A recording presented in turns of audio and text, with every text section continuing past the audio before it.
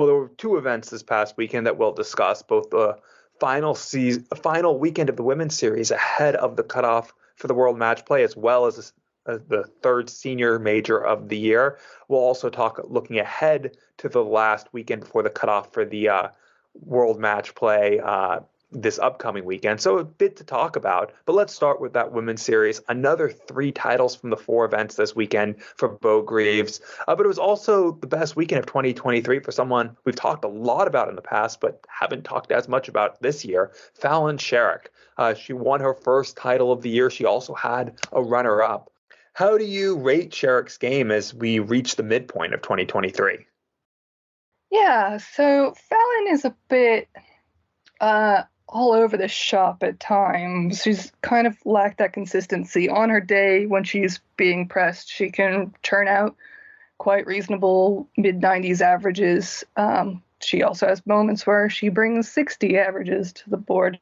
So I looked over all the matches this weekend, and she was pretty consistently between the mid-70s, mid-80s, and then as the tournament went on, managed to find higher runs. And I think that is interesting and also really key, because obviously the deeper you get into tournaments, number one, the longer you've been there. So the instinct is to kind of exhaust yourself because there's been so much time, and because you play 2 events in a day, it's just starting to get heavy overall. So to be able to reach the later stages and bring up and continue to bring your best is so key, because of course when you get to later stages you are playing the people who have brought their best throughout, so you do need to raise your game. So the fact that she was able to raise her game toward the ends of the tournaments was really interesting and really helpful in terms of her overall results. And we've seen before that when she gets on TV and tries to, there was talk about her maybe with the match play last year. Was she going to win? Is she going to find that consistency? And she brought, her A game to the television stage. So I'm sure she'll be practicing quite heavily in the lead up to the match play, because she is the defending champ and she will want to win that again. And of course, Bo was not entered last year, and that presents a roadblock for her. So she will need that A game, and she will need more consistency, because of course with that shorter format, if you approach the board playing a 60 average, even if it's just a one-off, you're not going to make it past the next one.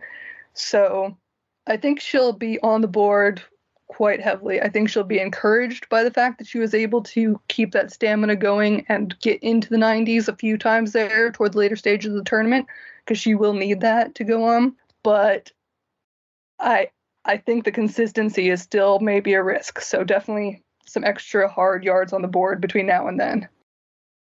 Yeah, I'm mostly in agreement with you. I mean, I think there's definitely still questions over her game. She's not near where she was a couple of years ago. And even though there have been signs that she's getting back, and obviously there's many reasons why her game might have dropped, which we've discussed on this show. A lot of that is just the constant pressure, and more than that, abuse that she's received from a lot of fans. And the fact that she was thrown fully into the spotlight, maybe before she was ready to fully be in the spotlight. But there's been signs that she's been coming back. And you mentioned, of course, that World Match Play last year, Women's World Match Play last year, where she went on and played the best darts that she played in 2022 on the way to the title, which does bode well for her now. But at the same time, even though she won a title and made a final this weekend, winning the title on Saturday, making a final on Sunday, I think it was in some ways a regression over the previous weekend. If we go back a month ago, I thought that was her best darts of 2023 by far. If you compare the 2 days, the 2 weekends, the one in May, she had 10 90-plus averages. She only had 4 across the events this past weekend. Go back again, she only had 2 averages more than 5 points below her seasonal average. So if you think her seasonal average, most of her matches will be 5 points in either direction. If she's more than 5 points below that, you can think of that as a poor match. She only had 2 of such of those matches a month ago. She had 5 this weekend, including some that were well below her season average, as low as 68. She won that match on the way to making the final. But it shows that she's been having moments where she's not playing anywhere near even her B or C game. If you compare as well how often she managed to hit her season average, this weekend she only did it in 9 of her 20 matches. A lot of them were really close to her average on one side or another, within a point or two, but only 9 of them did she exceed her seasonal average. You go back a month ago, 14 of the 23 she exceeded her seasonal average. And even when she was losing a month ago, she averaged 93, 92, 94 in 3 of those 4 losses. The other one was a little bit lower, but still right at her seasonal average.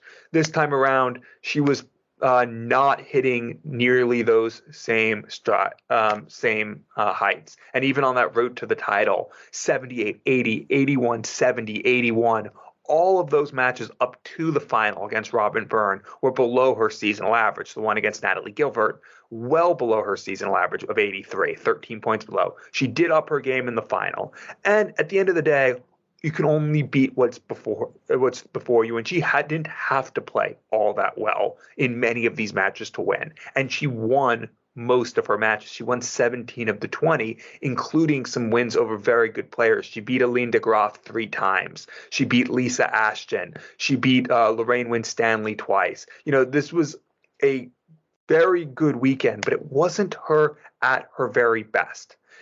And it wasn't anywhere near her at her very best. I think there's still question marks over her game. The consistency's not there. It's not at least where she wants it to be. She has that ability to lift her game, and she has lifted her game. When she needed to, she went 10 points above her daily average and beat Robin Byrne in the final. When she had to, she lifted her game and pushed Bo Greaves to a last leg decider, averaging her second highest average of the tournament at just a shade under 91. She's been able to lift her game when she needs to, and she's been getting wins, and she's been playing much closer to what we expect her to. But there are still questions. There's still not that consistency. I think she's right now at her B minus level. And if she wants to win the title at the World Match Play, she probably needs to up that. Yes, she can beat Bo Greaves even not playing her best, but it's a lot more difficult. Even playing her best, Bo Greaves is probably still better right now than Fallon Sherrock.